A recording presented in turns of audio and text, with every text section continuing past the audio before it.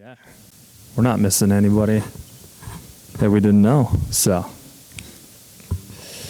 Perfect. We'll call this meeting of the Bicycle and Pedestrian Advisory Board to order today, Tuesday, October 2nd, 2018, just a little bit past 3:05 p.m. And folks in attendance, to my right, we've got Corey Simonson, Britt Arneson, myself, Ryan Uris, and Robin Welling, and Peter Dracos to my left. We do have two vacant positions, and Danny and Jean had indicated that they would not be here today. So, we've got our quorum. Let's get rolling. Number 3, approval of the previous minutes. Any comments on previous minutes? Take a quick look.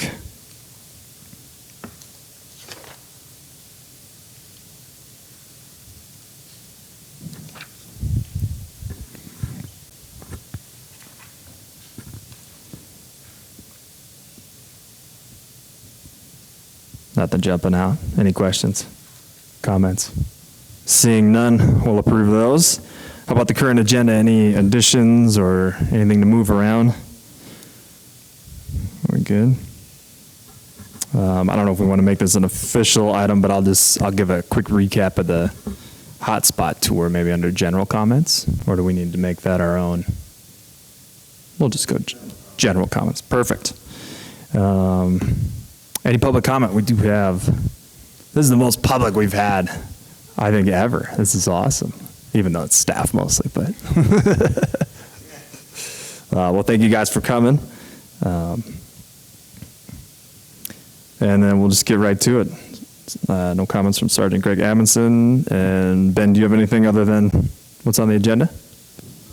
Boy, we'll just keep cruising along. Number 7.1. So the bicycle ambassadors are here. Thank you guys for coming. And we're excited to hear you guys' end of year recap. So come on up.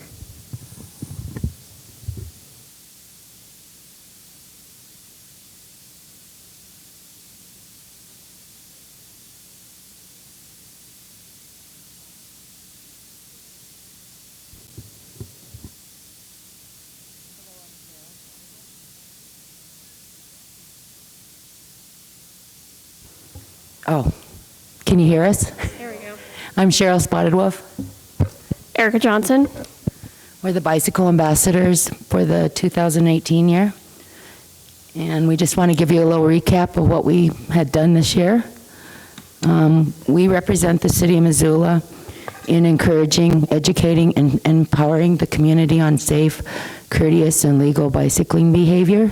This includes hosting 2-week-long half-day bike camps, standing on street intersections and along bike pedestrian paths, Kids Fest, Golden Spike Ceremony for the Bitterroot Bike Ped Trail, Grand Opening Phase 2 at Fort Missoula, Farmers Market, Clark Fork Market, First Night Missoula, Out to Lunch, National Bike Month, Breakfast on the Bridge, bicycle helmet sales at Providence Healthcare and Community Hospital, Poverillo Homeless Shelter, U of M School of Forestry groundbreaking for a bike parking and shelter, State Transportation final plan presentation, Bike Pedestrian Advisory Board monthly meeting, free cycles, weekly bike well class, Missoula pre-release center, NMCDC community dinner, YWCA Girls on Wheels bike camp, pop-up bike repair and rodeo clinic for 4 city park locations, Walk and Roll Week Missoula 2018, Bike-a-Palooza and Sunday Streets. And we did all this speaking to the public on possible concerns promoting safe, courteous, and legal and bike pedestrian behavior. Any questions?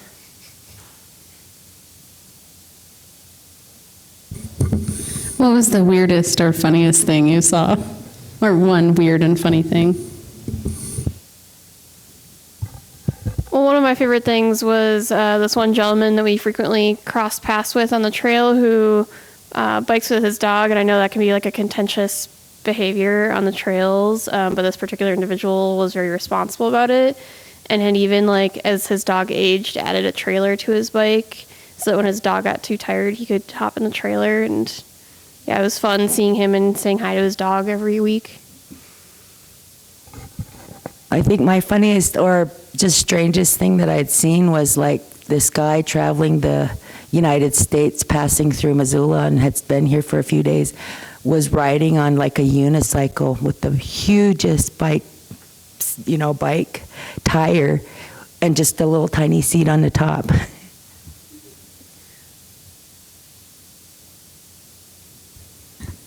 What were some, I guess, interesting comments or suggestions you guys got from cyclists when you were out there?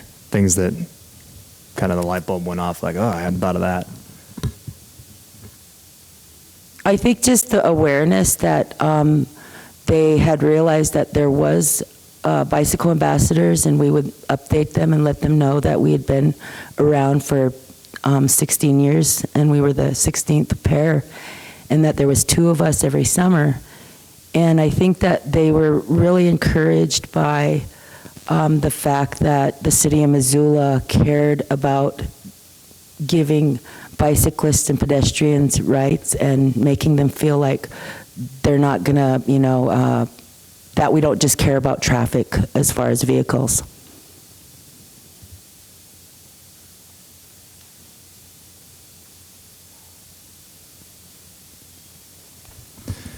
What about, as you guys were riding around all over town, what were some, I'm thinking of the hotspot tour, what were some places you guys still see some or had concerns about, or were sort of hotspots in your mind? I would say the Higgins Street Bridge, riding on it, because it's the only place that's illegal in Missoula to ride on the sidewalk. So that behavior, I believe in my own experience without being a bicycle ambassador, I think that we don't really look at signs because they blend in. And so I had not realized it till my training. And so trying to reteach people and let them know that it was illegal. We tried to do that, several post-ups there, just to try and get the crowd to try and accept going on the path or the bike lane, and that it was safer using the bike lane. I think other places would be the corner of Van Buren and Broadway.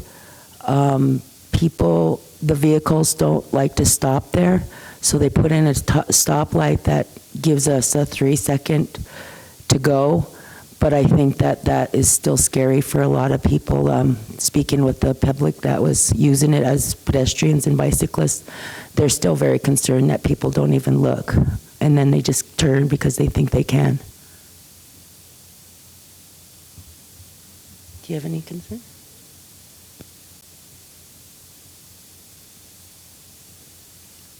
I'm curious what was on the hotspot tour. Yeah, just real brief, we went down Orange and Stevens to start off and talked about some of those corners that are a little tricky there. Went down Mount to the Bitterroot Trail and followed that down to Mary Avenue. So we got to see some of the new crossings and the bike signal at South and Johnson. We then rode through the mall to see how that developed and kind of did both. We rode on the path, and then we also rode on the road heading back. We traveled north on Grant Street to explore that as a neighborhood greenway. And let's see, then from there we hit 4th Street, also looking at it a little bit as a neighborhood greenway and some of the crossings at Russell. Jumped back on the trail, Riverfront Trail, all the way down to Van Buren, and then that's where we went and talked about that intersection as well, the Van Buren and Broadway.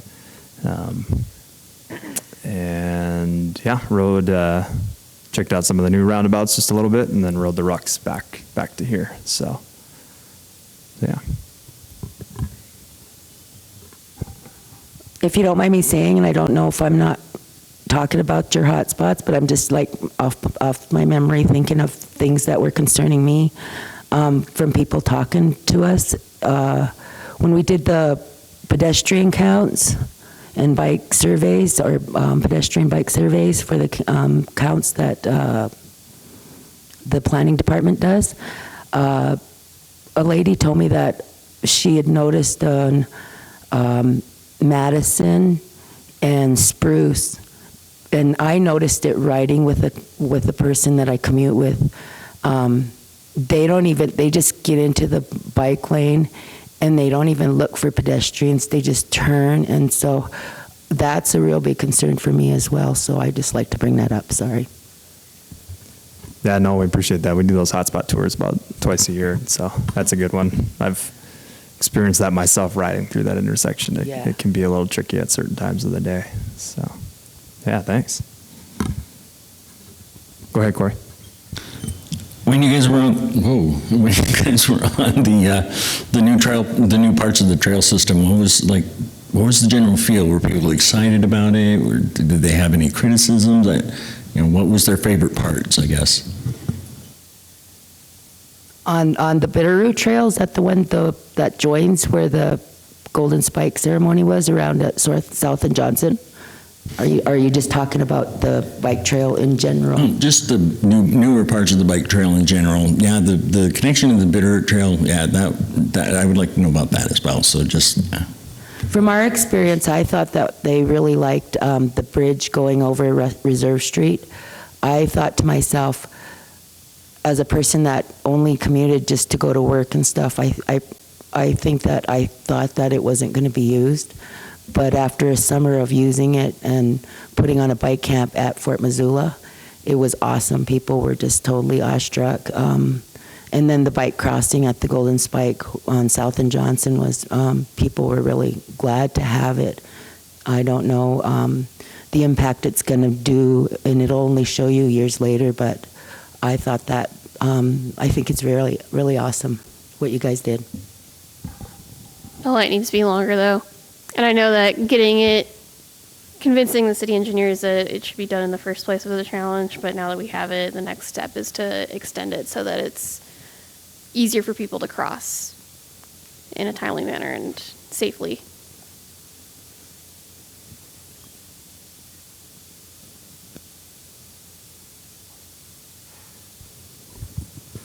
Sorry, last question.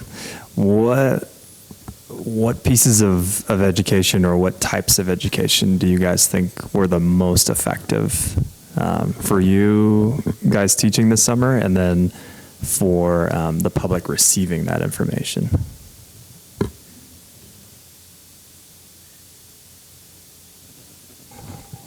I feel that getting out there and actually riding your bike, using the map that is designed and put out once a year, when you actually look at the green trails and you actually take a path and you pick a path and you come through it, I think that's the only way you're going to start to feel comfortable in Missoula in terms of being a bicyclist.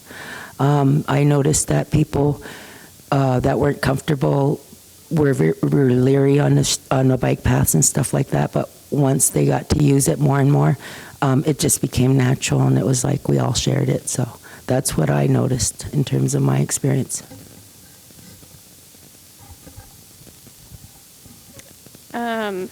This might be deviating from your question a little bit, but I think the thing that pushed me in my learning, as well as talking to the public, was around issues of accessibility and equity with transportation. And I know that I learned a lot about how to think about infrastructure and connectivity more in terms of accessibility and equity than I have in a while, and trying to also then through education address those issues with people who bicycle. This is more of a comment than a question, but we do have a couple vacancies on this board, and I would encourage you guys to apply with the knowledge that you've gained. I think that would be tremendously helpful. Well, thank you. The one thing that I'd like to add too is that I think that because of us and getting out there, and I'm sure with all of Missoula in Motion and Let's Move Missoula, all them put together are bringing more awareness in terms of fitness and getting around using sustainable transportation. But I think that if you hadn't done that, it wouldn't have brought more bicyclists to feel comfortable enough to try and get out there.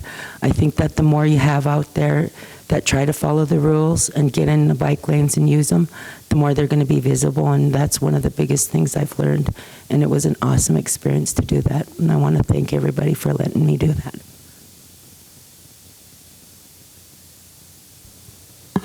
Yeah, thank you guys for all you did. It was always awesome seeing the 2 red shirts biking along. So, and thank you guys too, personally, for helping out with the Parks and Recreation camps. I know the kids loved it, and our staff enjoyed having you two out there. So, thank you guys. You're welcome. Thank you. Cool. All right. Well, thanks for the wrap up and all you guys did. Thank you for your time. Yeah. All right, next up, 7.2, we got the Walk and Roll Sunday Streets recap. So.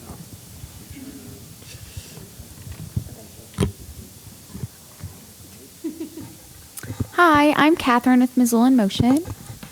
Hi, I'm Margaret, also with Missoula in Motion.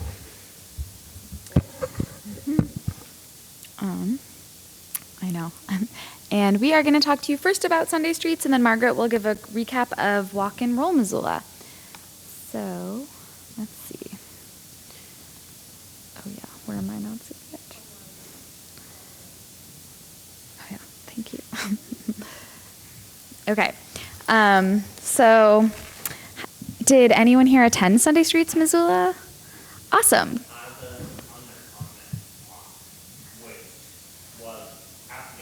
Oh, that's right. Yeah, we were excited to have that this year. Great. Well, I am just going to kind of give a brief recap, but I think a lot of you are familiar with Sunday Streets. Do you want to I didn't. Okay, I'm just going to show pictures because it's more fun to hear someone speak while there's photos. We have tons of great photos from Sunday Streets, but I forgot to put it on automatically go. So Sunday Streets Missoula is one of hundreds of open streets programs that happen throughout the world, and we close the streets to cars and open it up to people to walk, bike, scoot, jump, and connect with one another. We really emphasize that Sunday Streets Missoula is more than just a street festival or a block party. It's an intentional program, and we have specific goals and measurable outcomes that we strive for every year. When we remove car traffic from Higgins Avenue, Sunday Streets creates a stress-free environment for individuals to try biking and walking, and individuals who may not otherwise be confident traveling by these modes on high-traffic streets. And the idea is to then give them the confidence to continue to use sustainable transportation in the days and weeks following the event. Open streets also encourage attendees to rethink how we use our public spaces in general and consider how our streets can be more livable. Last year, we moved Sunday Streets from July to September in an attempt to align with our other flagship event, Walk and Roll Missoula, which helps us emphasize the link between Sunday Streets and active transportation.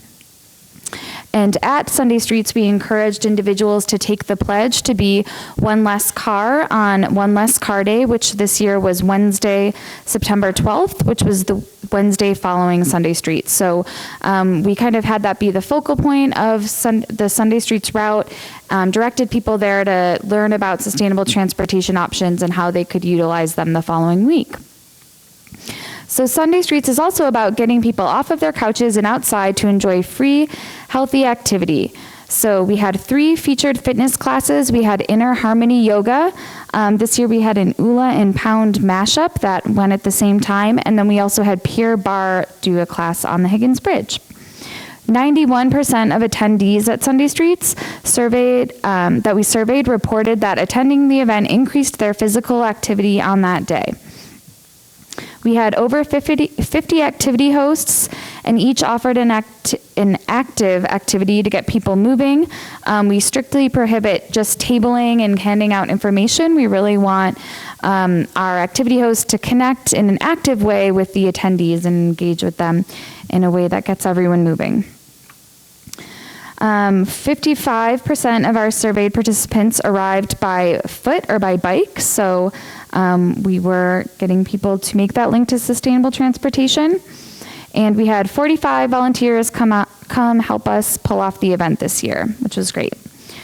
So while Sunday Streets is a very successful event here in our community, Missoula in Motion's goal is still to scale it up to meet what are called the healthiest practice open streets requirements, which we would be able to do by increasing the route of Sunday Streets Missoula and having it cover a longer area, and then also the frequency, so having it happen more than once a year.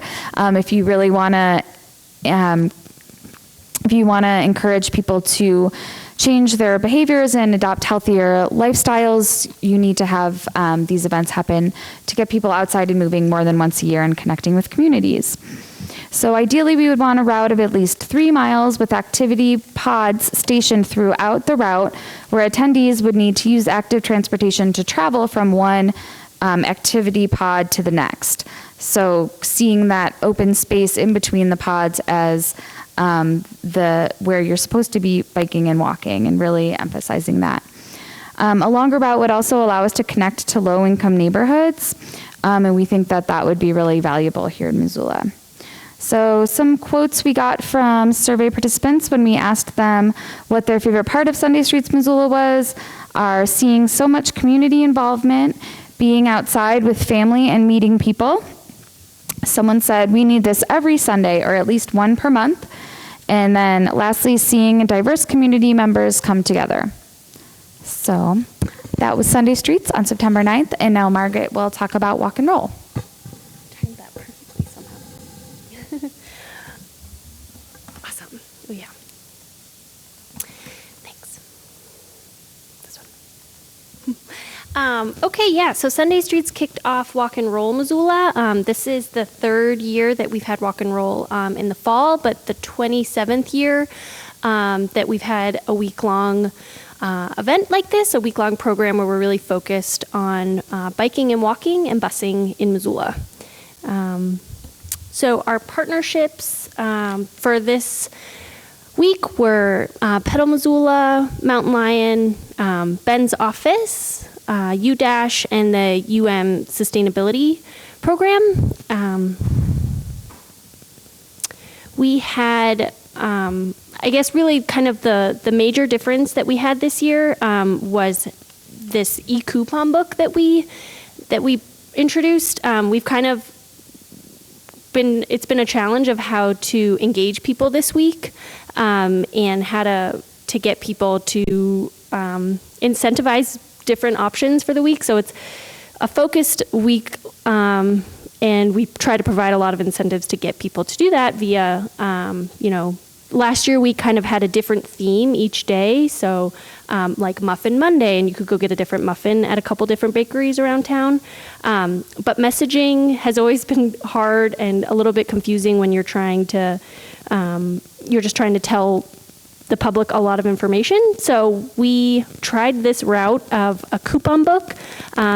It is a way for all of our Way to Go users, which is how we track bikes and buses and people that are traveling a different mode. So we sent all of our Way to Go users this e-coupon book that had a lot of different offers, like I think close to, around 45, but some gave multiple, so around probably more than 50 different offers all around town for the week. And some varied, some were better than others. Some deals were better than others. So yeah, we were really grateful to have all of these partners for the whole week, and it really wouldn't have happened without them. We also, in addition to the e-coupon book, we had a ton of different events. So one of these, we partnered with Big Sky Bikes, or we kind of just advertised their event, the People's Climate March, which you mentioned. We had the Free Cycles Climate Ride, a couple different things happening throughout the week. And then halfway through the week on Wednesday, the 12th, was One Less Car Day. These numbers are a little bit different. We had 273 people sign the One Less Car Day pledge on that day. And that was via our breakfast splits. So we had 11 free breakfasts all around town that people could stop at. And so they would sign the pledge at the table, and we had 273 signatures, which translated to 1,086 pounds of CO2 saved. And then this is just a list of all of the, a little tricky to read, but this is the list of all the different locations for the breakfast splitses.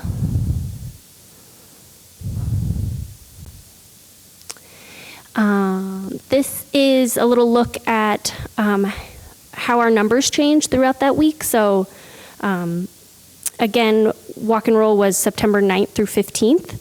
And so you can kind of see that there was a gradual increase and then quite a boost on actual one less car day. So we had 515 people actually log a trip on that day. And also a increase in our Way to Go users, hopefully because they were wanting to get access to this e-coupon book. So basically, once you signed up with Way to Go, you were emailed the coupon book and could use it throughout the week for that 1 week. Just a few facts. The coupon book was sent to 2,690 people. We had 532 people actually open and look at the coupon book. And then for those 532, or for those visitors, we had almost 4 views per visitor. So people would open it, but they often went back and looked at it again. So it wasn't like they just looked at it once. You know, it was kind of like they returned and looked at it again. I think that's it. Yeah. Yeah. Any questions?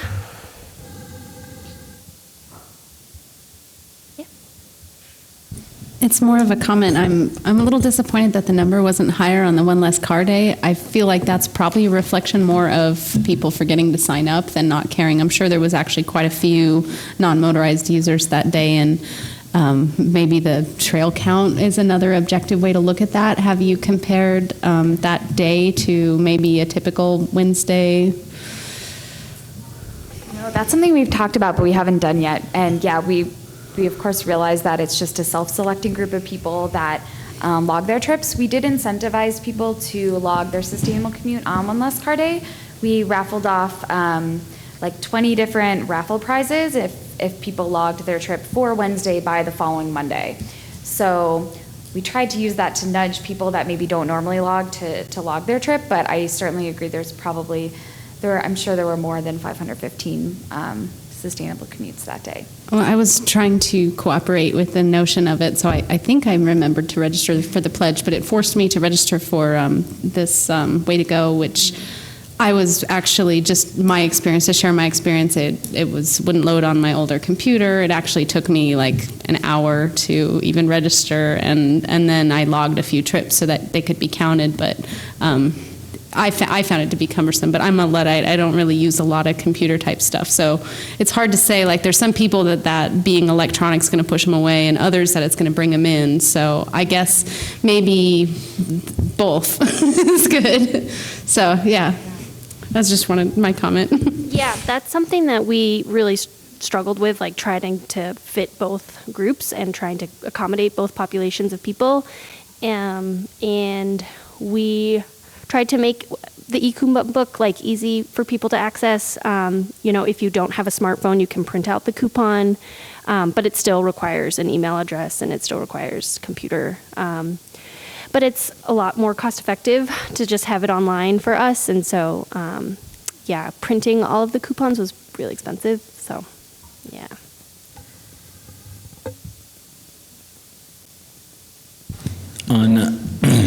On Sunday Streets, Missoula, have you really guys talked about much with having it in multiple times a year?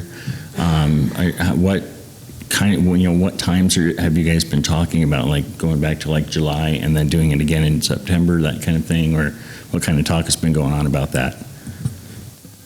That's a good question. We have actually, in previous years, we have done more than one a year, and I believe for most of those it was in June and September. I think. And so we would probably go something like that again, like kind of early summer and then early fall. But we struggle there. The Open Streets events take a lot of work and a lot of time and resources. And we think they're really impactful, and we're hoping to get more community partners on board to try and take some more ownership or some big sponsorships to help us get additional staff to continue those events and help us connect other parts of the community, not just 1 mile downtown Higgins Ave. We really want to expand it and highlight some of our infrastructure, sustainable transportation infrastructure we have here in Missoula, and get people from those neighborhoods out and using it. So if you have any suggestions or want to get involved, let us know. I do have one other quick question, and I really think Sunday Streets is a great idea. I wish it was all the time everywhere. Everybody knows that. But did you get any pushback? Was there like any motorist that didn't expect it and got upset, and has that changed over time? Yeah, I think exactly what you said. I think this was our 10th Open Streets event that we've done. So I think by now people are familiar with it and comfortable with it and okay with it, because it's just for 4 hours on one Sunday of the year. But we do have our volunteers stationed at the barrier closures at each of the streets that intersect Higgins, where the streets are closed. And every year they do encounter people that are just really annoyed and irritated that they have to take a detour. But I think we do a lot of outreach to the community before the event and to all of the businesses that will be affected. So we really didn't get any pushback from them this year. So that was positive. Oh, the 13th. Yeah, okay, the 13th. I think 10. Okay, sorry.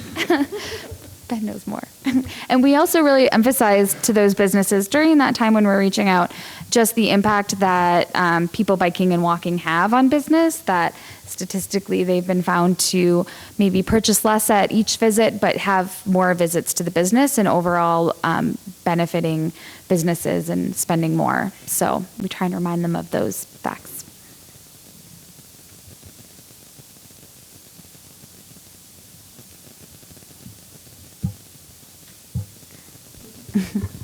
Awesome. Well, thanks for putting on those events, you guys. They were fantastic and a lot of good exposure for all the bike ped issues around town. So thank you.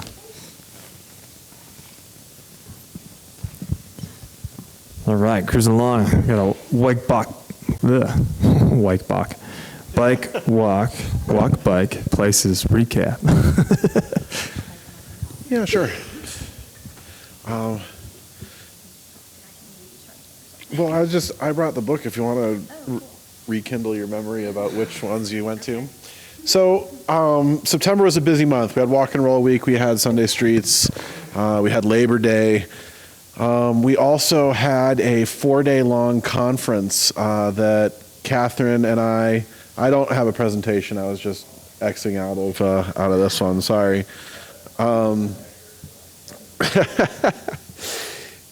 We had a conference, Walk Bike Places, formerly known as Pro Walk, Pro Bike, Pro Place. And it happens every other year, and it travels around. So this was the third one that I've been to. 2 years ago it was in Vancouver, BC. 2 years before that it was in Pittsburgh. This year it was in New Orleans, Louisiana. And it brings together between 1,200 and 1,500 engineering staff, planning staff, advocates, elected officials. More and more we're seeing people from health departments or downtown associations or even parks staff attending this conference, recognizing that biking and walking is about more than just the designers. It's about the people using facilities as well. And more, this conference is hosted by the Project for Public Spaces, and more people are learning about the word placemaking and understanding that creating place is a big part of what will help drive mode split. That if you create a destination that is for people, that people will want to bike and walk to it and through it, that it will be attractive and comfortable and safe as both a destination and a journey space. So it's a really fascinating conference and good group of people. The choice of New Orleans was, in my mind, excellent because I got to go hang out there. It is potentially a little distracting. One of the things that this conference does very well is provide a lot of walking and biking and even transit tours. And extracurricular activities. There was an evening group bike ride led by the local advocacy organization called Get Up and Ride, where everyone has lights in their bikes, like in their spokes, and they just ride really slow, doing like loops around different neighborhoods, and they stop at local businesses and get drinks and snacks, and if anyone's heard of like the slow ride movement in Detroit or Minneapolis, I think has something similar, and it's very similar to that. There were, so all sorts of fun activities on the Sunday. The opening Sunday, the conference was Sunday through Wednesday. There were just walking tours all Sunday afternoon. I got to take a music and public space walking tour that talked about street performance and the history of street performance in New Orleans and how it's currently regulated or not regulated. And it was led by a nonprofit organization that mitigates conflicts between street performers and the various law enforcement agencies. A little factoid is that there are 9 law enforcement agencies that have jurisdiction in the French Quarter, and so any one of them could get mad at a street performer and ruin their day. And so this organization has a tough but admirable job of keeping everyone obeying at least some social rules, if not written rules, to make sure that things happen smoothly. The city of New Orleans created a pop-up temporary protected bike lane network they're doing a 3-month trial that basically began a week before the conference. So there were new protected bike lanes around town. One of the ways that they protected them were with a brand new product called a Wave. Let's see if I can find it. Wave separation bike lane. Let's see if this pops it up. Can you find me? Oh, there it is. Look at that. So these are brand new ways of separating bike lanes. Is this, let's see, where'd the picture go? These things, they're just plastic, and if a car bumps into them, they just fall over. They're not bolted to the ground. But the idea is that it looks a little bit better than the plastic bollards and provides just a safer feeling for the bicyclist. Drivers are less likely to want to run into this because it's continuous. They won't try and squeeze between two plastic bollards. These things cost about $150 each, and they're 8 feet long. So to do any length of bike lane, the sense of scale is just very alarming it's very pronounced at these conferences. It's very easy for a city of real size to say, yeah, we can spend $5,000 to have a supply of these to do a couple miles of bike lane at a whack. That we won't have that. That's real money to any department at our city. So even though the conference does a good job of emphasizing the buzzword is lighter, quicker, cheaper, basically finding ways to do infrastructure without a huge planning process and really expensive concrete work, the sense of scale it doesn't quite scale down to where we are. That it's still very expensive for us, but it was neat to see. The highlight of the conference and the big deal that people were talking about was that there are new AASHTO bike design guidelines coming out. Likely they will be adopted and published next year. AASHTO is the American Association of State Highway Transportation Officials, and their current guidelines are the kind of de facto authority that especially state DOTs and even city engineering staff falls back on and says, if it's not an AASHTO, then we're uncomfortable doing it. The new AASHTO design guidelines are going to be, I dare say, revolutionary in terms of what they're going to allow and even encourage for as far as bike infrastructure. Some examples of changes: the minimum width for an urban trail is going to go from 8 feet wide in the current AASHTO regulations to 14 feet wide in the new one. Yeah, nearly doubling the width of urban trails. And so the current AASHTO guide provides there's like 2 sentences about buffered and separated bike lanes. They say that if you have the room, it might be a good idea to buffer or separate your bike lanes. The new AASHTO guide is going to have multiple chapters on not only when to install separated bike lanes, but how to do it. And not only that, but how to, if you don't quite have the room for optimal, how can you still do something that's good without just like throwing out the baby with the bathwater, that sort of thing. They're lowering the design speed, which is a really technical engineering term, but basically current bike facility design speed is 30 miles an hour, meaning that not that you're expected to bike that fast, but that the curves and things are set up so that if you are biking that fast, you're totally safe. By reducing the design speed, especially in urban areas, it allows for narrower facilities to fit in and, narrower turning radii so that, again, the idea is to give the engineering profession the flexibility that it needs to design a better bike facility for people.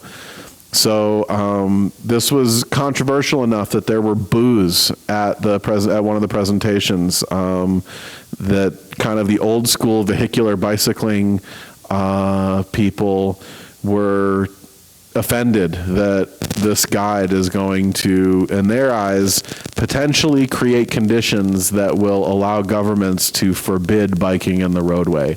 That's always been the fear, and or it's always been a fear of kind of people who came up in the 70s and 80s when you were taught that biking in traffic was the best that we could do, and that if we just educated everybody well enough that we could, everyone would be safe. Those people fear that if we build enough bike lanes and bike trails, that governments will then outlaw cycling in the street. And that's it's not entirely ridiculous. There are some states that do have a mandatory bike lane or bike path rule. Montana is not one of them. And the League of American Bicyclists is working nationally to undo those laws also. So we also just know a lot more about what works and what doesn't. But it's a really fascinating history, if that's at all your thing. But in the early 70s, the first ever AASHTO bike guide had better guidance than what was happening in Copenhagen and Amsterdam at the time. And one man, John Forrester, undid all of that work and really set biking back by 30 or 40 years in this country. He's also very bright and has contributed a lot. He's written two really influential books. One is called Effective Cycling, and the other, I forget what the other one's called, but maybe it's just Effective Cycling 2. But he was an engineer who was a strong and fearless, what we would call it now, a strong and fearless rider in the categorization, who basically said that if you can't keep up with traffic, then you shouldn't be on a bike. And that's oversimplifying his position, but because he was an engineer, other engineering staff or other engineering folks wanted to listen to him because he had credibility and because he was offering to save them a ton of money. Saying you don't need to build bike infrastructure. In fact, it might be more dangerous. People were just like, okay, great, let's listen to what this guy has to say. And only now are we recovering from that. In the last 10 years, we've started to recover from what he put out in the mid-'70s. And so I'm going to be following this closely and working not just to educate our staff about changes that are coming through this new AASHTO design guide, but the consultants that we work with, the local engineering firms, to make sure that they are staying aware of what the best practices are, so that when they are contracted to design facilities for us, that we have a sense that they're delivering some of the best practices available. So yeah, I'll keep you posted as this design guide becomes available. If anyone is more curious, I have Forrester's books, and I have the current AASHTO design guide and the current NACTO, which stands for National Association of City Transportation Officials. I have those design guides in my office, and if people are curious about digging into the kind of nuts and bolts of why facilities are built the way they are, I'm happy to share those with folks. And I would ask that you find a time to come in, because I keep them bookmarked and use them pretty frequently. Before I let Catherine talk about the sessions that she attended, another interesting one, a very pertinent one, was about advisory bike lanes. So as you may remember, the preferred solution of California Street includes sections with advisory bike lanes, which is a dashed inside line on the bike lane and then a shared two-way center turn lane or center driving lane for vehicles.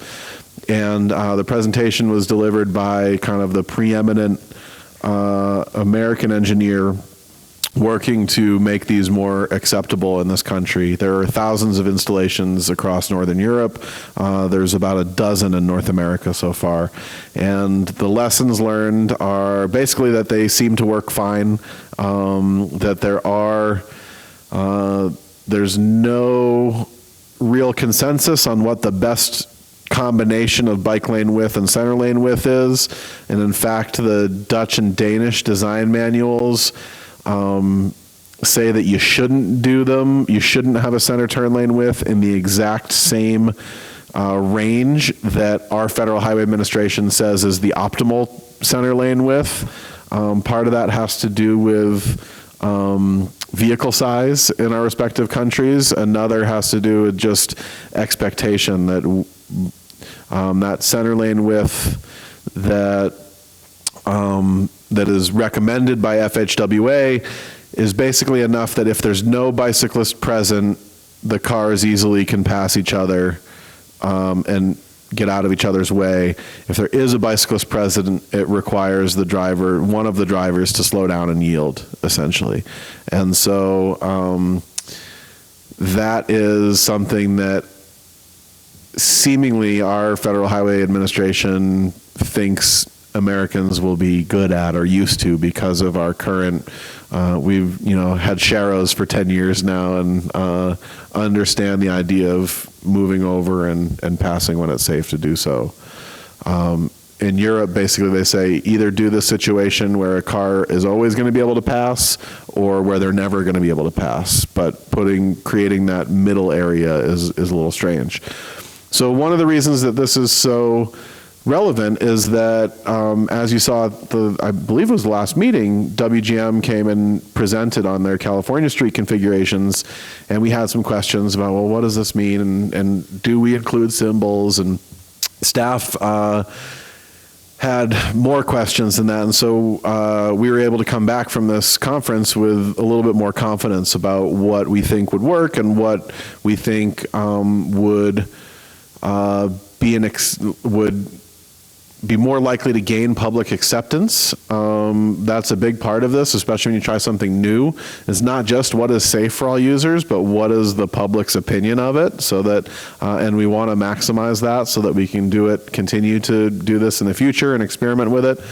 And so we are going to recommend that they move forward with this design to include advisory bike lanes. One of the compromises that we recommended was reducing the width of the bike lane a little bit and increasing the width of the two-way travel lane in the center, again, to going off of FHWA's guidance, saying that the public is more likely to accept a two-way travel lane in the center that's closer to 16 feet wide. And so we, by reducing our bike lanes to 5.5 and 5 feet in the two different sections, we're able to maintain a 15-foot wide, 15 and 14 foot wide travel lane, two-way travel lane in the center. There is an open house, continuing on this theme, there is an open house for California Street this evening at 5:30 at Salvation Army, if anyone is curious to attend.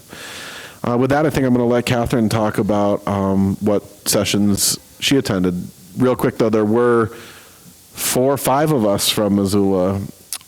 Me and Catherine and Jordan Hess from ASUM Transportation and City Council, Aaron Wilson, the Transportation Director, and Kaya Peterson from NeighborWorks Montana. Aaron, Kaya, Jordan, and I all presented at the conference on including health and equity concerns into our pedestrian planning process. All right. Well, I will be brief, but so yeah, I also attended, in addition to the Walk Bike Places conference, they had an Open Streets Summit focusing on open streets programs. That was the Saturday before the conference started. So I got to attend that as well, and it was exciting to go there right after we had our Sunday Streets just the previous weekend. And in some ways that was good. In other ways, I talked to a lot of folks who had theirs coming up at the end of the month, which also would have been helpful to be able to implement some of the things that you learned. But and that was great to just hear what other cities are doing and make connections. And one thing that was also encouraging is that our goal to kind of scale up our Sunday Streets and make it more frequent, have a longer route, and all those things. Those are common struggles throughout the country, and everyone is just striving for the best example in the first ever open streets, which is Bogota, Colombia, which they do theirs every week, every Sunday, and it's 75 miles long, and it's all day.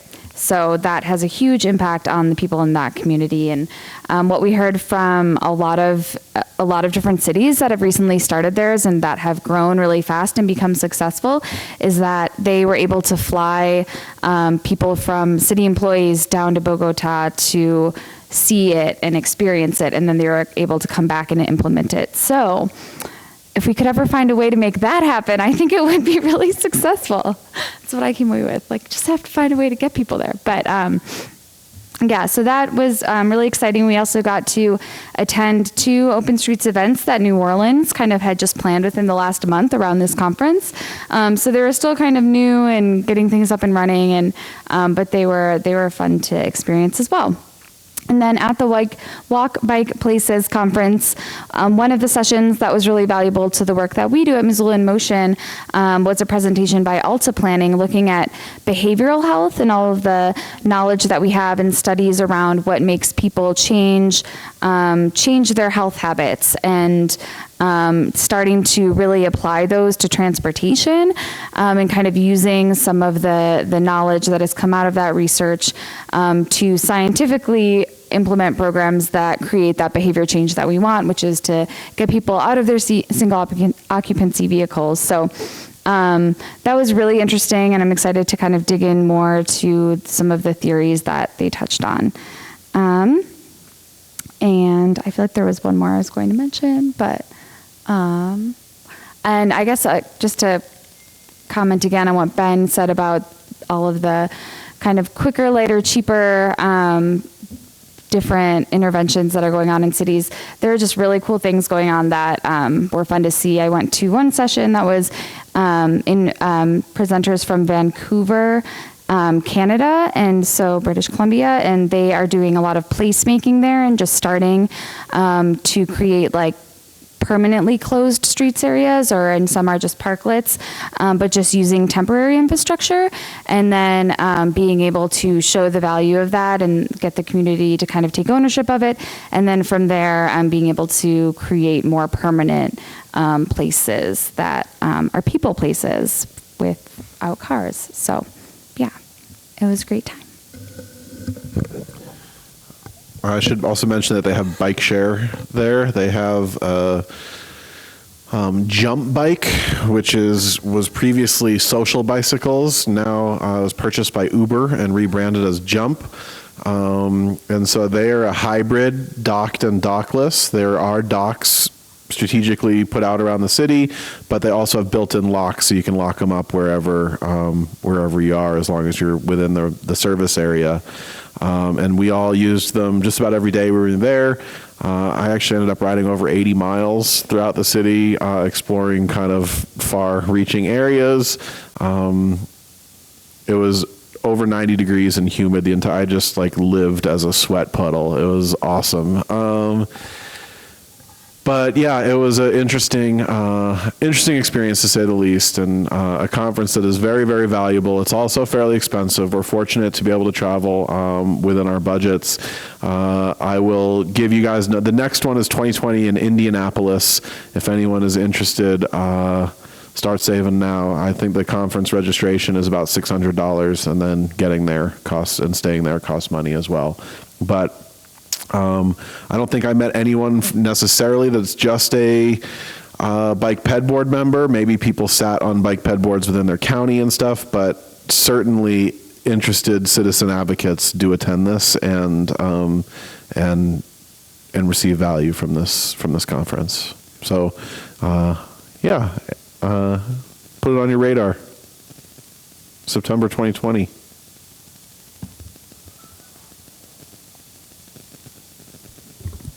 Anybody have any questions for Ben or Catherine? Go ahead. When you mentioned about the man that had written the book about biking 30 miles an hour, I was just wondering. It triggered for me a question. How did you feel about the demographic makeup of the conference? Like, were there women represented or minorities? And how do you think that impacted like what was talked about? And has that changed over time? Yeah, I guess I should have talked a little bit more about this. Equity is a huge focus of this conference, and it is definitely more diverse than the field at large, and than Missoula. The conference makeup is more diverse than Missoula. That being said, it's still largely white and largely male. The conference organizers do an incredible job of empowering local people in the cities that they go to. For instance, the dozens of walking and biking tours were all led by local hosts, and they usually cost a little bit more to attend, but all of those excess costs went back to the organization that was hosting those tours.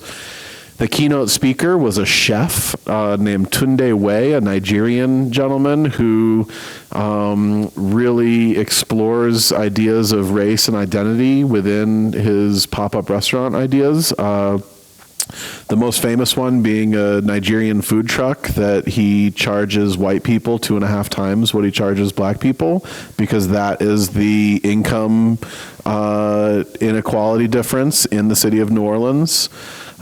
He's also led a whole series of kind of intentional dinners where the menu is intentional, and there's a reading list that you have to read before you go to the dinner, and then each table is moderated by someone that's familiar with it, and they're designed to be uncomfortable and challenging you while also serving you pretty interesting and delicious food.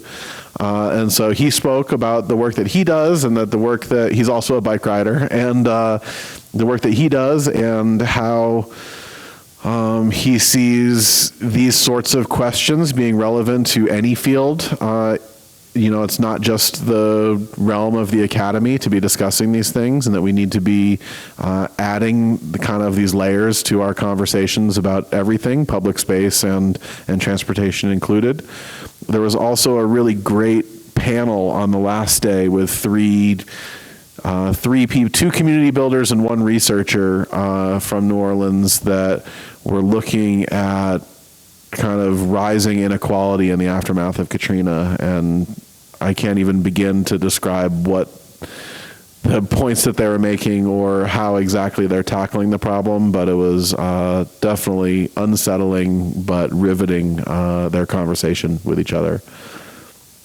Do you have more thoughts about? No, that was great. They do a really good job. There's as good a job as I've seen at an event like this really trying to address that. Well, I can't help but feel like maybe more of the emphasis on off-street facilities, it strikes me as a little bit feminine, like including more women in the process might provide some safer off-street facilities. But it's also like Robin and I are demographically similar, and we bike opposite of each other stylistically. So gender is not like a category that you put people in and say, oh, I bike like a woman. It doesn't make any sense to say that either. However, I do feel like increasing the number of women participating in this process could provide safer facilities for mothers and some of the unique issues that women face when they're trying to deal with safe biking. I didn't go to the session Aaron did, but there was a really interesting session where the researchers had done a preference study, so like showing people 2 different facilities and getting preferences, and then doing that to a lot of different people and figuring out, well, what should we be building certain things to attract certain riders.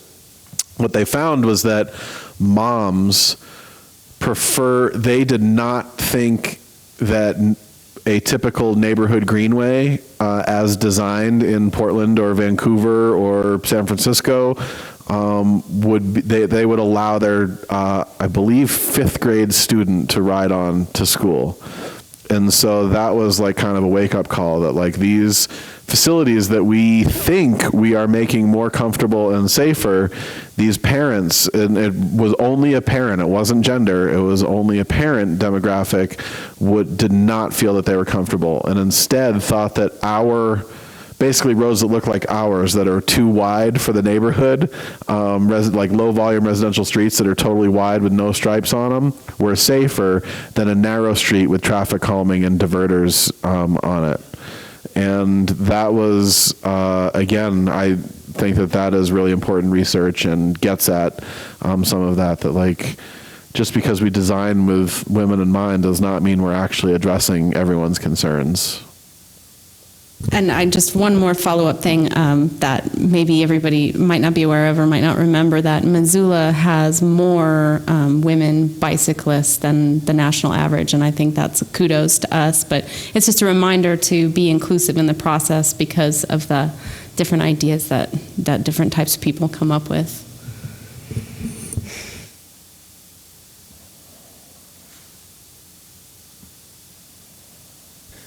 Was there anything you guys saw and had been biking 80 miles? That's awesome. Anything you saw cruising around that New Orleans is doing that you said, hey, we could do that, or we might be able to do that in Missoula? It's tough. These temporary wave delineators are very, very cool and worth exploring. I don't know exactly where. Maybe if we move forward with 5th and 6th Street, that could be something to explore. But again, the current design puts parking at the curbside. So yeah, definitely food for thought. New Orleans, the roadway conditions are much, much worse than ours. And the roads that had bike lanes were typically multi-lane one-ways.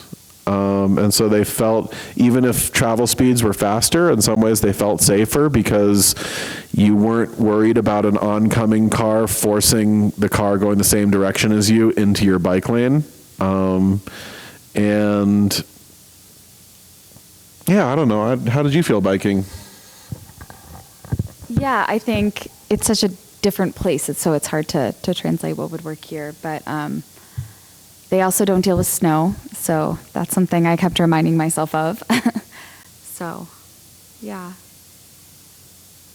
I mean, I think in a lot of ways it made us realize that Missoula has really great facilities and off-road trails in a lot of places, and other cities don't always have that. So.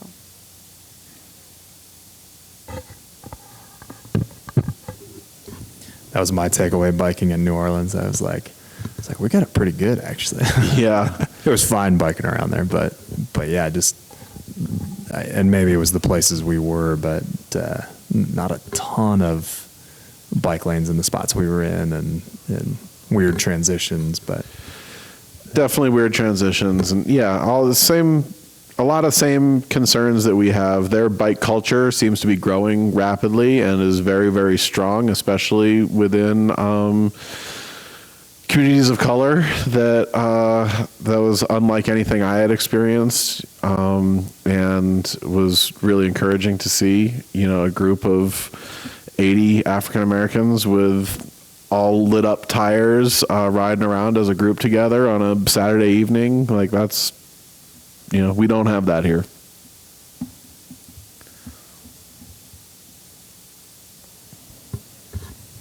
All right. Well, thanks for letting us know about that. That was sounded like a really fun trip and really valuable experience. So awesome. All right. Next one, 7.4. We got Project 529, bike theft. Yeah. So this is kind of a follow up on last month and Ethan Smith's presentation, or kind of update on bike theft in Missoula and what we're doing. He got in touch with me a week or two ago saying, hey, have you heard of Project 529 and what do you think of it? And why don't you bring this to the Bike Ped Board and get some opinions? He said that was contacted by the company and has since reached out to a couple other law enforcement agencies and wants to consider this a little bit more seriously. Interestingly, 529 was launched, or at least presented, at the last Walk Bike Places conference I was at in Vancouver. So in the last 2 years, it's grown quite a bit, because I came home from that conference pretty excited about it, but at the time only San Francisco was involved, and so it was tough to know if it would work. Basically, what Project 529 is a national registration database that has an app. It's easier to use than some of the existing national bike registries, and by getting local law enforcement agency. It was developed by a former police officer, and so it's really catered to what law enforcement agencies need, while also being user-friendly from the design and app perspective. And so it would cost the city a little bit of money, which Ethan told me he thinks that police could come up with, but he basically asked that we explore this as a board and as my office, and see if this is something that we want to do and look into it. I haven't had too much of a time to get involved. As you can see, it's largely in the Pacific Northwest where they are. But yeah, bike shops get involved, universities get involved, and cities and law enforcement get involved. And what exactly that means, again, I'm not entirely sure, but it seems like it's a registration program similar to our city registration program, where they send you a sticker, a tamper-proof sticker, and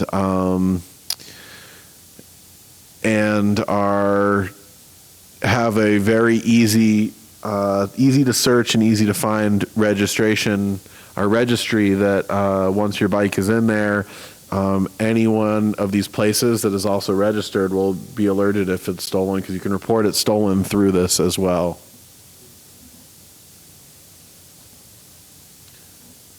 So yeah, you have to log in, but you can add your bike, search for bikes.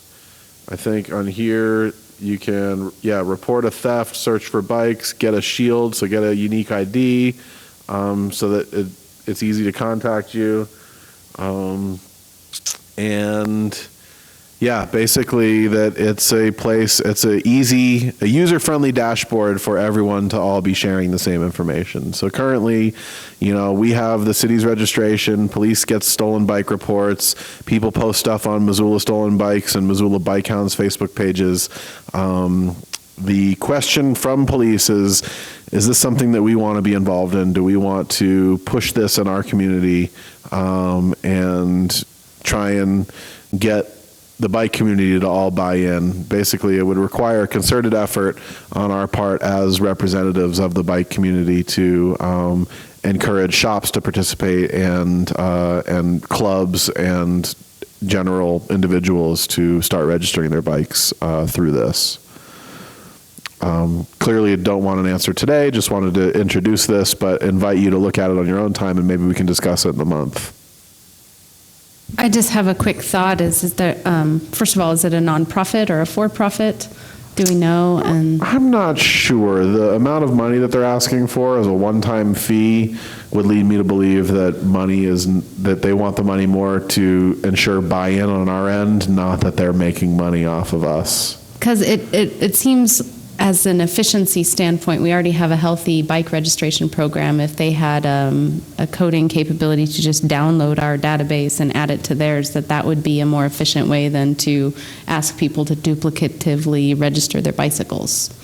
So that's where I think the gain would be made, is if their database can talk to our database. Bike shops open to registering new bikes. They have been since it's been free. They were resistant when we used to charge money for bike registration, and now that it's free, they encourage everyone to do it. Oh, okay. And this would be free for the user. It's possible that getting the sticker is not free, but registering your bike is.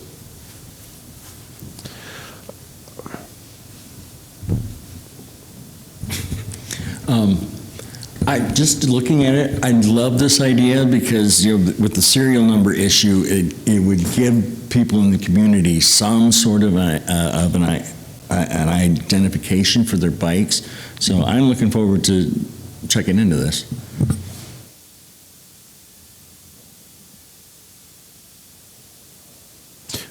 Corey, just a reminder, we do have a existing free registration system where you can get a sticker with a 5-digit number that's a lot easier to remember than your serial number at the city. I'm of two minds about the national registries. Of the ones that I've seen, this one looks the most user-friendly and kind of contemporary in its interface.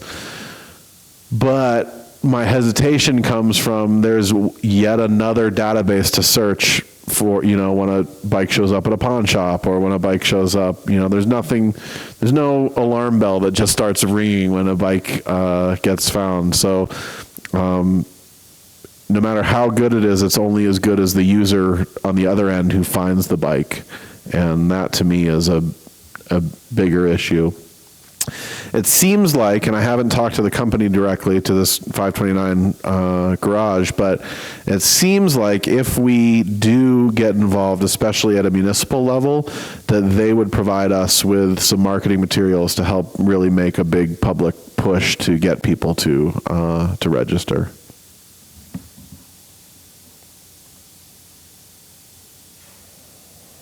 I think maybe at the next conference you go to, there should be possibly a national level government bike registry. Might be time for that, because it does seem awful duplicative that cities like us have these bike registry programs and there's all these national programs, and they're there because there's a need, because there's not a federal bike registry. So that would supersede this in my ideal world.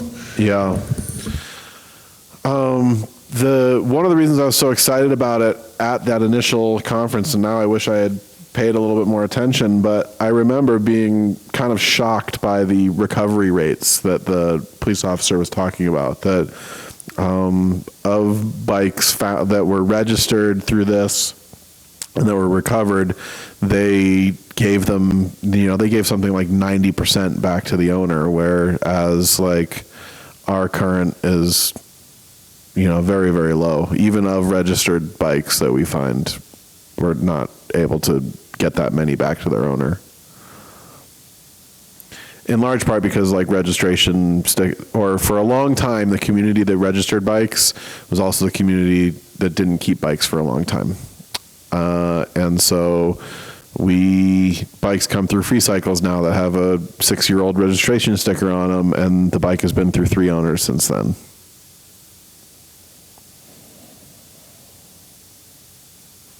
I'm not sure if this organization would be able to address that in any meaningful way.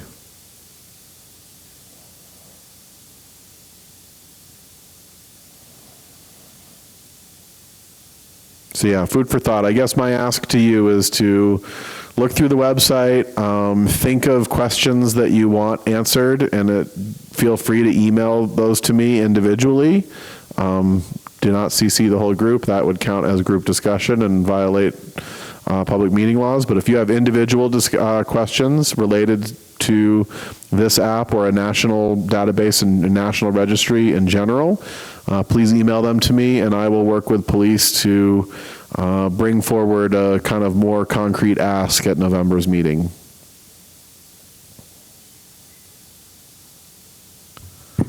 Awesome. Thanks, Ben. Appreciate that.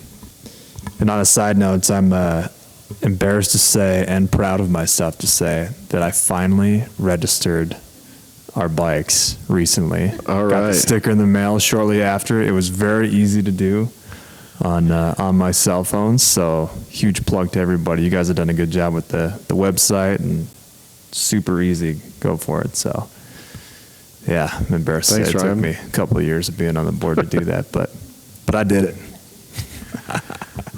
So, and maybe, hopefully we'll inspire others too, right? Or all of you guys in the room have already done it, but that's fine. Cool. Yeah, thank you. All right. Closing up, any general comments from board members? Corey, anything? Britt? The Tweed Ride is coming up. Let me check my calendar. I think it's Sunday, October 21st. If you guys don't know what that is, it's super fun. Yes, it's Sunday, October 21st, and you get to dress up in like old tweed clothing or other just old clothing and have a big old group ride. And Free Cycles puts that on, so I'm sure you can find out more information about it from them. Something I look forward to every year. Anything, Peter? I just have a question and a personal curiosity. Where did 5th and 6th fall? Thanks. Yeah, I guess I should give an update on that. We are likely, so we received word back from MDT in the middle of the summer, basically, that they do not see any fatal flaws in our plan or design. They did have some recommendations and some requirements that have given us just a little bit of pause, and so we're still hammering out some details back and forth with MDT. We are planning to bring this before City Council for a decision probably in mid-November, and with the idea being that 5th and 6th will be resurfaced next year, either through chip seal or potentially even a mill and fill, but the existing striping will be scrubbed next year, and we will be either implementing option 1C more or less as designed, as the designs that you've seen, or it will be put back as is. You mentioned previously that MDT okayed what you had proposed, but they were sort of questioning whether or not you could re-signalize or retime the lights. Yeah, that's a diplomatic way of putting it. They said you cannot change the signal timing of the lights, and that... No, it doesn't. It just means we're going to clarify with that. We're going to try and make a kind of final push to them to allow us to retime them, because the modeling all showed that had the best chance of success. If they continue to say no, then we're just going to have to bring it to, when we bring it to City Council, we're going to have to be upfront about that and just say that some of the benefits, the congestion benefits that the modeling showed may not work out because of, signal timing. Basically, the way that the modeling showed it is that the single lane operates better than today, because it adds a turn lane at each of the signalized intersections and gives 5th and 6th a little bit more green time, so that you actually move more cars through the intersection per signal, and without any negative impacts to Orange or Higgins or Russell. Why MDT said no, the technical reason is that they're concerned that even if all of the signals well, not all, but there are lines of signals that are connected to each other. So for example, on Orange, 3rd, 5th, 6th, and Beckwith are all connected to each other. So even though the modeling that we did acknowledged that those are all connected, they're still loosely connected to Front Street and Brooks at the other ends. And so MDT's concern is that if we alter the timing, that we're going to have ripple effects outward into the rest of the signals. I think that one of our positions is that the signal timing hasn't been changed since 2010, and so we don't even know that it's operating optimally anyway, and that there's enough variability both in terms of time of traffic flows and signal preemption by emergency services that it's rare that the signals are actually working all in coordination with each other already, anyway today.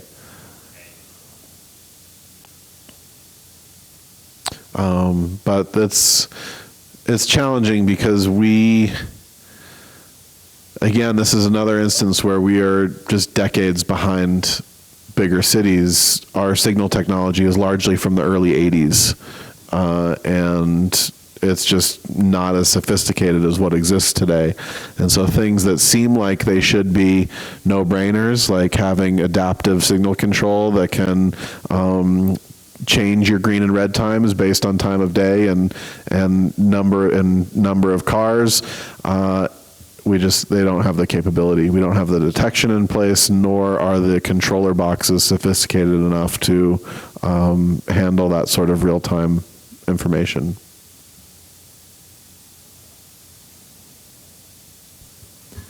Do you have anything else, Peter? No. Okay, thanks. Robin, do you have any general comments or announcements? All right, awesome. Just a quick recap of the hotspot tour then. You guys heard the route we took earlier, and I'll just kind of briefly mention what we talked about, and Ben, jump in at any time. Started out here. I got to bike down Orange right during rush hour, so that was fun. Strength in numbers. And we stopped over by Missoula Aging Services right after that first big curve where it turns into Stevens, and talked a little bit about the plans for doing a curb cut and getting bicyclists or having the option of getting off the road there and widening that sidewalk, and some of those pieces of land there with Missoula Aging Services and the Secretary Lodge, either granting easements or simply. Yeah, it was granting easements. Awesome. To allow that to happen. And then I thought that was a really interesting one because there were so many parties involved. There were not only the property owners, but then as you go up on the sidewalk, the most direct route goes right through a tree. So you're talking about involving parks and moving trees. And then it's also near a bus stop, so it's involving Mountain Line. And I thought it was a really neat example of how one little spot and so many organizations can make it a safer place for mostly for bicyclists in this instance. But anything else on that one? No, just that we're still moving forward with that, but we don't have really an estimated timeline. That's right. That's right. It was an unfunded project, right? Okay. Anyways, then we kept continuing down on Stevens, and took a ride on Mount, and then jumped on. We didn't talk much about Mount, but did recognize there some of the areas where there were.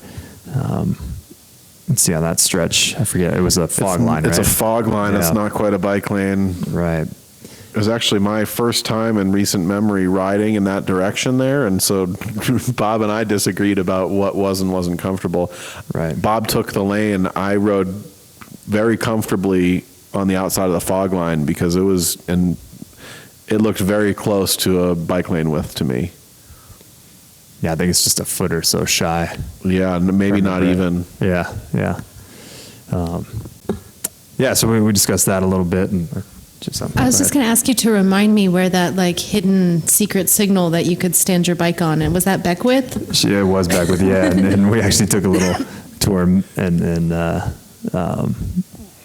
Bob showed us where it is. Yeah, it's pretty faded, but it's there. So for those of you that don't know this amazing trick, on the corner of Beckwith and Stevens, there's a faded bicycle symbol on the ground that if you can find the symbol, you can be standing on that and you'll trigger the light. Yep, Only in the southeast direction. Right. So basically it's right here.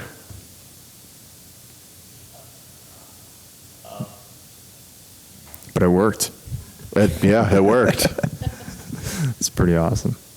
Anyway, so we kept making our way on Mount to the Bitterroot Trail, and I talked a little bit about the rapid flashing beacons that were installed at Mount, and talked about compliance a little bit. Ben, you had mentioned that compliance at that specific intersection at Mount and the Bitterroot Trail, you'd received some comments from folks that vehicles were not stopping for people, and so we'll have to kind of keep an eye on that. But yeah, and again, this is another instance where the size of our city is just, when compared to a larger city, becomes readily apparent that we rely on anecdotal evidence and occasional, short-term observational counts. Whereas a bigger city, when installing something like this, would be able to put up a camera for 48 hours, have an intern watch all the footage, and calculate the actual compliance rates. We're just not there.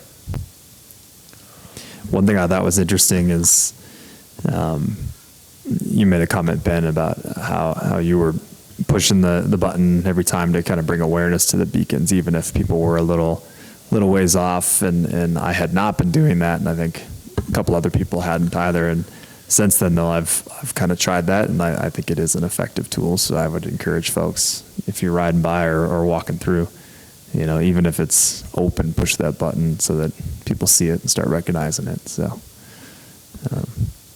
anyways, we made our way down to, we went through the bike. What are we calling it?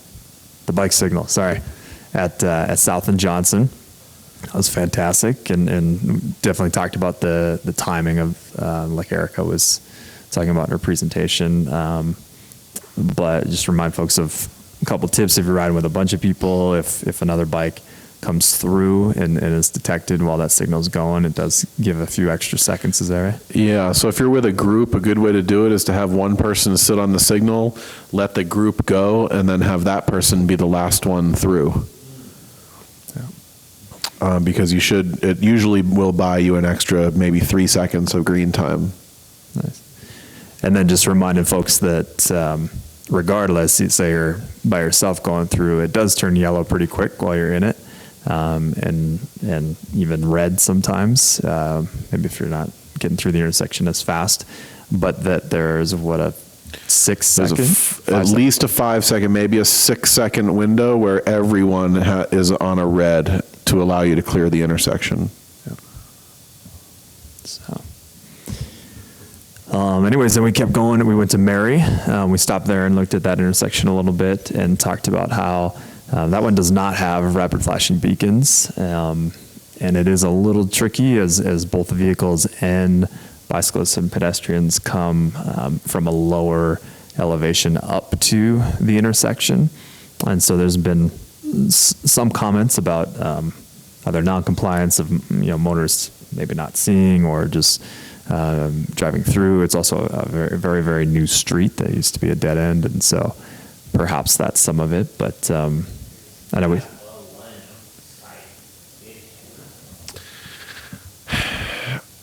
I don't know. Again, this is one that I have fielded a few concerns, and anytime I've gone out and done any observation, travel speeds have been low, compliance rate has been excellent, the visibility does not seem to be a problem because everyone rising up to the intersection just naturally slows you down. That being said, if it was an odd time of day and a road rider was on their way south to put in 50 miles on the Bitterroot, and there happened to be a big truck gunning through there, I could easily see there being a problem. But the idea that it's a frequent issue is hard to understand right now. And didn't you do bouts when we okayed Mary Street?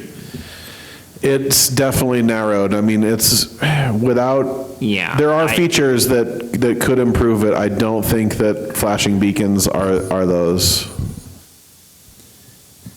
I've been through it a ton and twice today, and I think it's been fantastic. I mean, people have been pretty nice on it, and yeah, like Ben said, I could see if somebody's going really, really fast and they're expecting to just blow through and that cars are going to stop every time, that would cause an issue. But for the lay person, for most people going through it, I think it's just fine. But anyways, then we kind of rode through the mall and the new construction there. We rode heading east on the shared use paths, and then we came back through the mall on the road and rode through the roundabouts with the vehicles. So more so to just kind of see how that got constructed and how it feels on one facility versus the other. And everyone's got a little different opinion on that, but that's fine. They're both great facilities in my mind. Then we headed back up the trail and rode up Grant Street. Well, before we do that, I want to interrupt and just say that we rode through this neighborhood. So we crossed South Avenue at Grant instead of at the bike crossing, and came in this neighborhood up this way, and then we came down Central, and to access the trail, we used the new connection through the neighborhood right here, which was really neat to hit. It opens up this new park to this neighborhood very easily. That's right. Thanks for that, Ben. And I remember something at that signal, actually, now that you mentioned it, as we were coming out of the mall. Was it the lane designations were not intuitive and poorly marked. We've since talked about it at Traffic Services, and we're going to look at that a little closer. Nice. Yeah, so back on the trail. That's right, on North and then in the Grant Street. And that was, as you'd expect, real low volume streets, real comfortable to ride on. We did stop, and I think, Britt, you pointed out quite a few places where we're missing sidewalks, so pedestrian facilities could absolutely be improved along this route. Ben, you said some of that has to do with the Some of it has to do with urban renewal district boundaries, but this one was egregious. So the sidewalk ends here and it ends there. And I wonder what this distance is. 47 feet. Not maybe 48 feet. That it, yeah.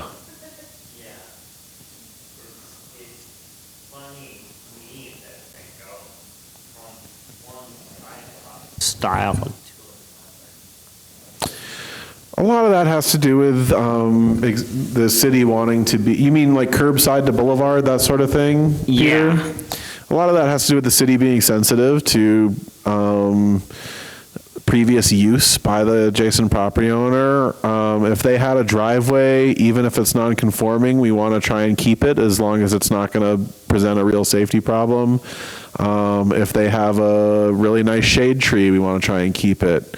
So we always want boulevard where possible, but we're willing to make exceptions to try and be sensitive to the fact that these neighborhoods have not had sidewalks. You know, these streets have never had them, and in some cases the neighbors have been living there for 40 or 50 years and have come to expect to use the right-of-way in a certain way.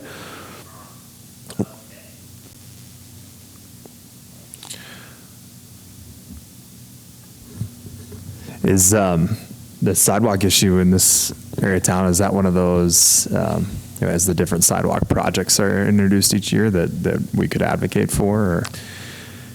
Yeah, this sort of gap filling is, I think that will be the hardest to advocate for because what's that? It's really on the property owner, correct? It's really on the property owner. We wouldn't order that in just to do it, and it's real money to put that in too. I'll look closer at this one because it is really odd and it's the only place on the block, but in general, this neighborhood has been prioritized. Does that mean that this gap gets filled immediately? Like, probably not. As we build in health and equity and socioeconomic factors into our planning, neighborhoods that have been previously underserved are moving up the priority list. But again, that doesn't quite trickle down to the project level. It's just so sad because so much money spent on the rest of it, and that tiny little gap then makes it impossible for anyone to use the whole route if they have a limitation, like they're pushing a stroller or on wheels in some other way. It's just kind of, it's a tiny gap, but a big impact.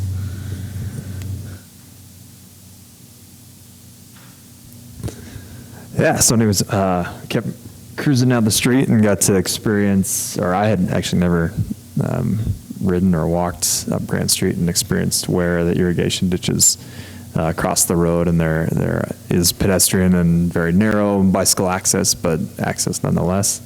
Ben and we did point out, though, it is not ADA compliant, so that'd be something in the future to look to and try to improve. So yeah, there's two diverters on the street naturally where irrigation ditches cross. This one right here, which was really created and adopted by the neighborhood. This little pocket park even has its own Facebook page, the 8th Street Pocket Park. It is by far the nicer of the two. And then when you continue up just a couple blocks further north at 6th Street, there's a little bridge that goes crosses here too.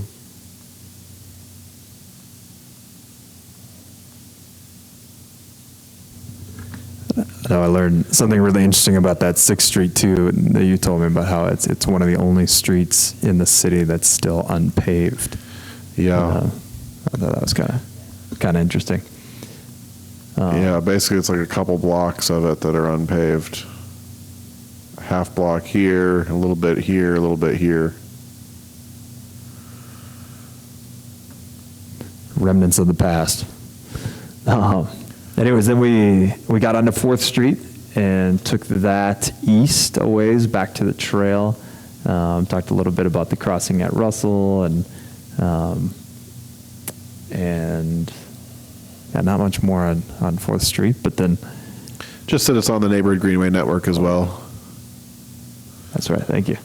Yeah, back on the trail and headed down. Oh, and then I forgot to mention that we rode down and looked at what been described as an emerging hotspot. As you come down the trail and meet with the Milwaukee Trail, there's now, exactly where the cursor is, there's now a new connection guiding folks kind of through the new apartment buildings into Silver Park and near the Osprey Stadium. And while it's a fantastic connection to make and welcome that one had gone away for a little while, there's some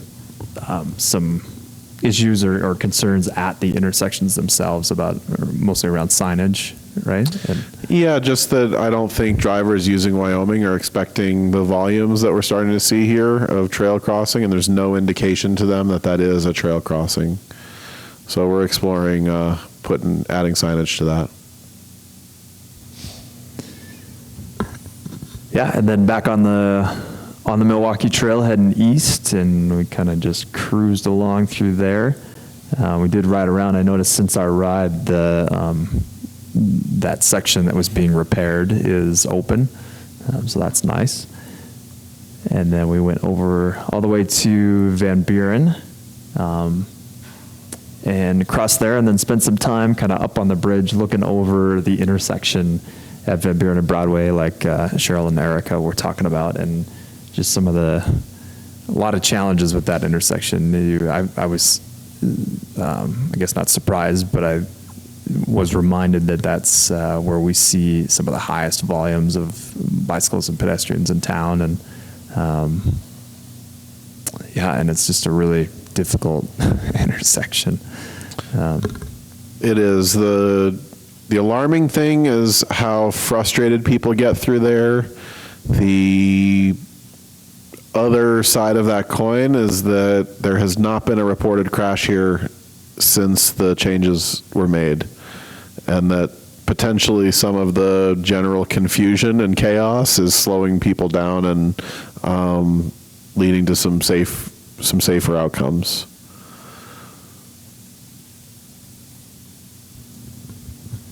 Yeah, we didn't really come up with any amazing solutions, but just talking about there aren't any silver ideas, bullets right. here, and as soon as I think that I get one, I meet someone who tells me that they wouldn't use it.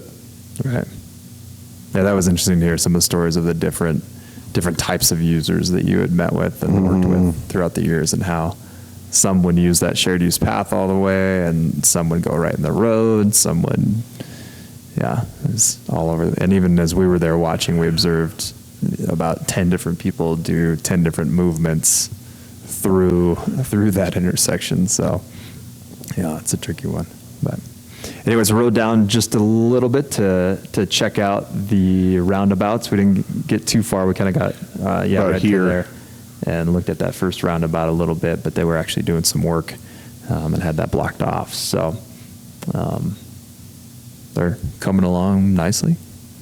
Yeah, the reason we were able to get to here, though, is that there's a 12-foot wide shared use path that goes under the railroad trestle and is constructed to about here. It was even constructed a little bit further, but they had it blocked off because they were doing work on this off-ramp. Yeah, and then we rode the rucks, kind of back to home base here. So